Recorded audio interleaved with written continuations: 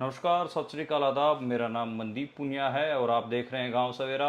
आज हम बीजेपी की उन 67 उम्मीदवारों की लिस्ट की बात करेंगे जो अभी बीजेपी ने जारी किया है।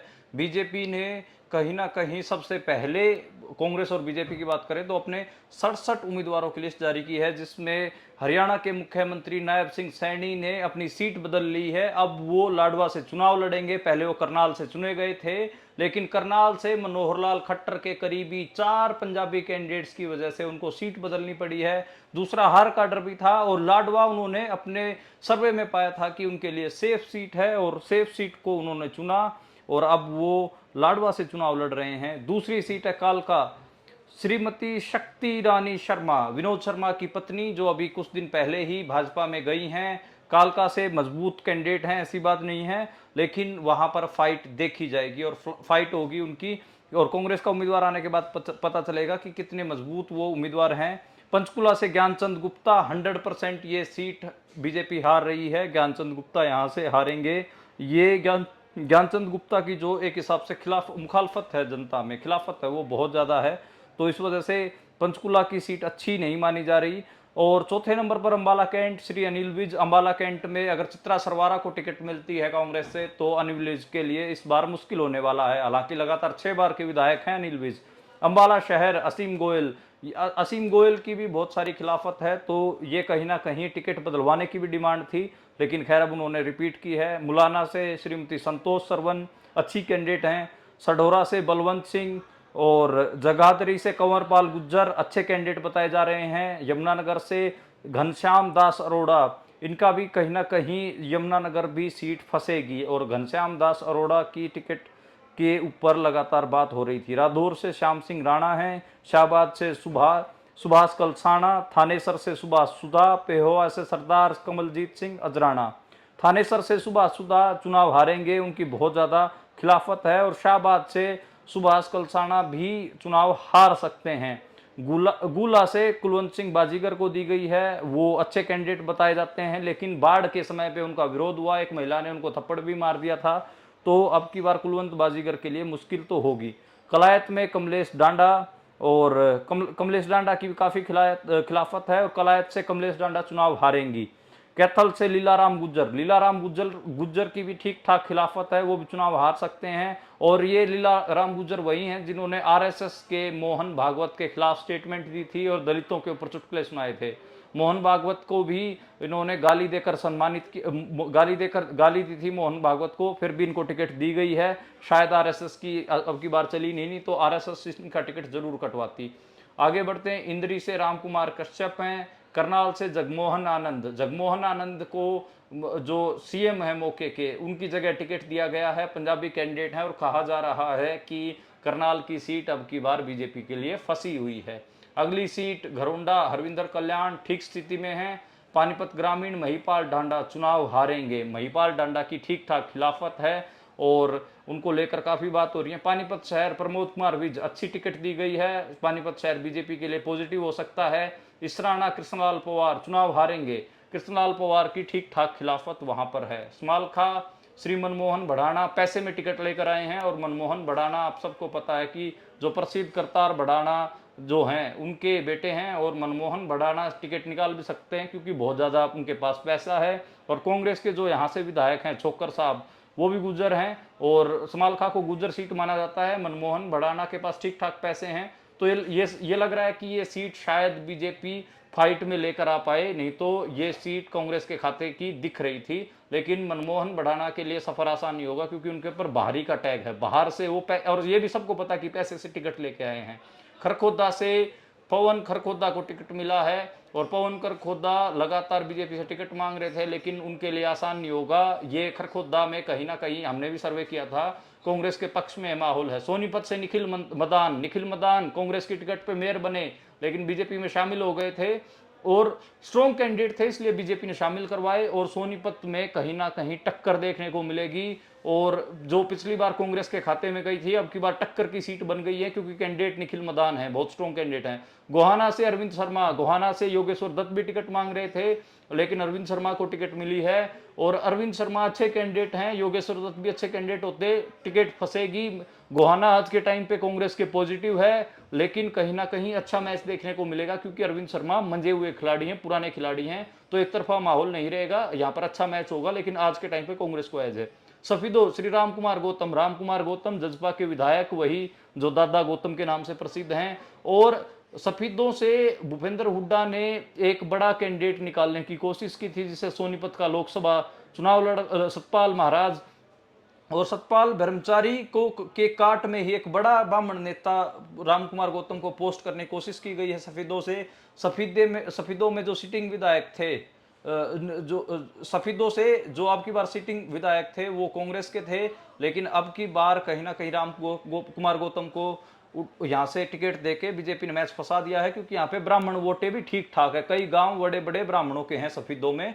तो मेरे को लगता है कि अच्छे कैंडिडेट है, लेकिन आज के टाइम पे कांग्रेस को एज है, क्योंकि रामकुमार गौतम से बड़े ब्राह्मण नेता सतपाल ब्रह्मचारी को माना जा रहा है। तो सतपाल ब्रह्मचारी कॉन्स्टिट्युएंसी है, तो देखना होगा। जींद से श्री कृष्ण लाल मिड्डा अच्छे कैंडिडेट हैं, लेकिन खिलाफत बहुत है, लगातार बाई इलेक्शन में भी जीते थे और फिर 19 के चुनाव में भी जीते, लेकिन अब की बार उनके लिए मुश्किल होगी। अगर कांग्रेस कोई ओबीसी कैंडिडेट यहां से उठा देती है जींद से, तो जींद शहर में कृष्णलाल मिड्डा हार सकते हैं। उचाना कला देवेंद्र अत्री, उचाना में बीजेपी का कुछ भी नहीं बचेगा, रूरल सीट है, और फाइट कहीं ना कहीं ब्रजेंद्र सिंह और कहीं ना कहीं जो जेजेपी के कैंडिडेट हैं दुष्यंत चौटाला उनके बीच होने वाली है। लेकिन देवेंद्र अत्री भी अच्छी वोटें लेके जाएंगे, ये भी हो सकता है कि दुष्यंत चौटाला तीसरे नंबर पर पहुंच सकते हैं उचाना से, ये भी कोई वो नहीं है।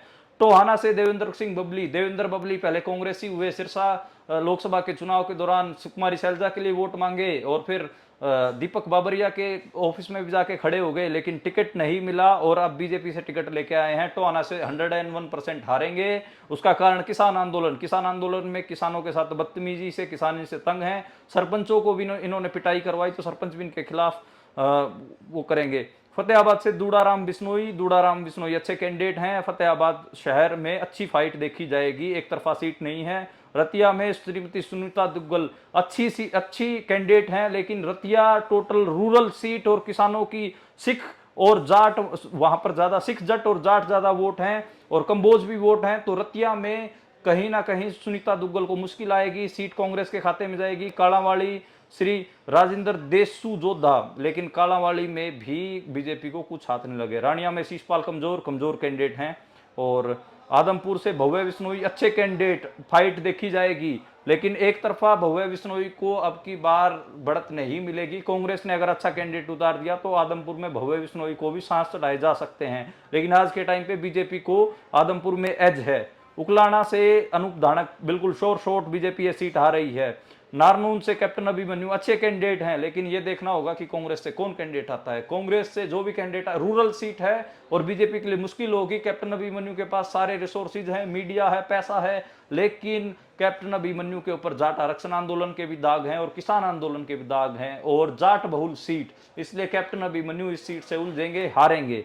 अगली सीट हांसी विनोद भयाणा अच्छे कैंडिडेट हैं, और विनोद भयाणा एक हिसाब से हांसी सीट कांग्रेस आज के टाइम पे कांग्रेस को बीजेपी यहाँ पे विनोद भयाणा के सर पर अच्छा मेरे को लगता है कि टक्कर देगी। बरवाड़ा से रणबीर गंगवा हार सकते हैं, क्योंकि बरवाड़ा में भी माहौल बीजेपी के पक्ष का नहीं है, हमने सर्वे किया था, लेकिन रणबीर गंगवा अच्छे कैंडिडेट हैं। अगर वो अपनी सीट से लड़ते तो वो चुनाव हारते, लेकिन उनकी सीट बदली गई है, और उनकी सीट कहीं ना कहीं बरवाला की गई है, और वो आगे भी मैं आपको क्लियर करूंगा कि क्यों उनकी सीट बदली गई। हिसार से डॉक्टर कमल गुप्ता यानी कि नवीन जिंदल की मां की टिकट कट गई है। सावित्री जिंदल का नाम काफी चला, लेकिन उनको टिकट नहीं दी गई, और अब उनकी कहीं ना कहीं उनकी जगह पे जो सिटिंग एमएलए और मंत्री कमल गुप्ता उन्हीं को ही रिपीट करा गया है। नलवा रणधीर पनियार, यहाँ से कहीं ना कहीं जो कुलदीप बिश्नोई है वो अपने कैंडिडेट को टिकट दिलवा पाए हैं, और रणबीर गंगवा को बरवाला भेजा गया है।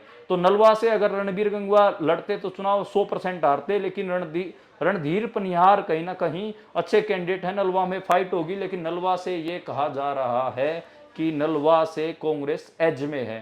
तो कैंडिडेट ठीक है, अच्छे कैंडिडेट हैं, नो डाउट, लेकिन यहाँ से कांग्रेस की एज है तो रणधीर परिहार के लिए मुश्किल होंगी। लोहारू से जेपी दलाल, जेपी दलाल के बारे में पॉजिटिव सिर्फ एक पॉइंट है कि उन्होंने लोहारू में कई काम विकास के करवाए, लेकिन नेगेटिव बहुत सारे हैं। नेगेटिव क्या है? नेगेटिव तो किसान आंदोलन के ऊपर उन्होंने किसानों को बहुत बड़ा भला बुरा बोला। अगर वहां से फरटिया की टिकट हो जाती है तो कांग्रेस से मेरे को हिसाब से तो जेपी दलाल भी चुनाव हार सकते हैं। बारडा से उमेद पातुआस, बारडा फॉर शोर सीट बीजेपी हार रही है, रूरल सीट है, कोई मतलब ही नहीं है बीजेपी वहां से जीते, तीसरे नंबर पे भी जा सकती है। दादरी सुनील सांगवान अच्छे कैंडिडेट हैं। सुनील सांगवान सतपाल सांगवान के बेटे, जेलर, वही जेलर जिसने गुरमीत राम रहीम को 6 बार पैरोल दी, उनके ऊपर सवाल भी खड़े हुए। और सुनील सांगवान की छवि अच्छी मानी जाती थी, लेकिन अच्छे अफसरों में गिने जाते थे, लेकिन बीजेपी में गए हैं, इसलिए कहीं ना कहीं दादरी में स्ट्रॉन्ग कैंडिडेट हैं, लेकिन उनके सामने मुश्किलें खड़ी होंगी। अगर यहाँ से विनेश फोगाट को टिकट देने की बात हो रही है, अगर विनेश फोगाट दादरी से चुनाव लड़ती हैं तो शोर शॉट सुनील सांगवान हार सकते हैं। घनश्याम सर्राफ भिवानी से अच्छे कैंडिडेट हैं, भिवानी बीजेपी आज के टाइम पे एज में है। तो शाम में श्रुति चौधरी अच्छी कैंडिडेट, इन्हीं का ही टिकट माना जा रहा था, इनकी मां फाइनली अपनी बेटी के लिए टिकट दिलवा पाई हैं। और यहाँ से जो इनके चाचा के लड़के हैं, रणबीर महिंद्रा के जो बेटे हैं अनिरुद्ध चौधरी, वो टिकट मांग रहे हैं। अगर उनकी टिकट होती है तो श्रुति चौधरी के लिए मुश्किलें खड़ी होंगी और श्रुति चौधरी चुनाव हार भी सकती हैं। भवानी खेड़ा कपूर वाल्मीकि अच्छे कैंडिडेट हैं, लेकिन कांग्रेस किसको टिकट देगी उस पर निर्भर करेगा। भवानी खेड़ा में आज के टाइम पे कांग्रेस को हल्की सी एज है, लेकिन लेकिन कैंडिडेट बीजेपी के अच्छे आए हैं। अगर कांग्रेस ने खराब कैंडिडेट दिए तो यहाँ पर टक्कर अच्छी बनेगी और बीजेपी निकाल भी सकती है, लेकिन कांग्रेस का अच्छा कैंडिडेट आ गया तो कांग्रेस 101% भवानी खेड़ा सीट से जीतेगी। महम दीपक हुड्डा खराब कैंडिडेट हैं, कबड्डी खिलाड़ी हैं, कोई एक्सपीरियंस नहीं है। महम से खरकड़ा परिवार को दी जा सकती थी या किसी और को भी नए को ट्राई किया जा सकता था। हालांकि बलराज कुंडू यहाँ से बड़े उम्मीदवार माने जा रहे हैं, लेकिन बलराम दांगी जो दांगी इन के बेटे हैं उनका नाम भी चल रहा है, तो शायद अब देखना होगा कि बड़े दांगी को टिकट मिलती है या फिर आनंद सिंह दांगी को टिकट मिलती है, उनके बेटे बलराम दांगी को टिकट मिलती है। गढ़ी सांपला किलोई श्री मंजू हुड्डा, तो मंजू हुड्डा कहीं ना कहीं खराब कैंडिडेट मेरे को लगता है कि है। हुड्डा के सामने सतीश नांदल वगैरह कुछ होते तो शायद कुछ वोटें मिल जाती, लेकिन गढ़ी सांपला किलोई सबसे बड़ी मार्जिन से भूपेंद्र हुड्डा यहाँ से जीतेंगे, भूपेंद्र हुड्डा यहाँ से चुनाव लड़ेंगे। करनाल रेनू डाबला ठीक कैंडिडेट है, करनाल कह रहा हूँ सॉरी, कलानौर रेनू डाबला अच्छी कैंडिडेट हैं, लेकिन कलानौर कहीं ना कहीं भूपेंद्र हुड्डा के प्रभाव की हैं। अगर शकुंतला खट्टक की टिकट काटकर किसी और को दिया जाता है तो आराम से कांग्रेस जीत जाएगी। शकुंतला खट्टक की रिपीट की जाती है तो थोड़ा मुश्किल तो होगी।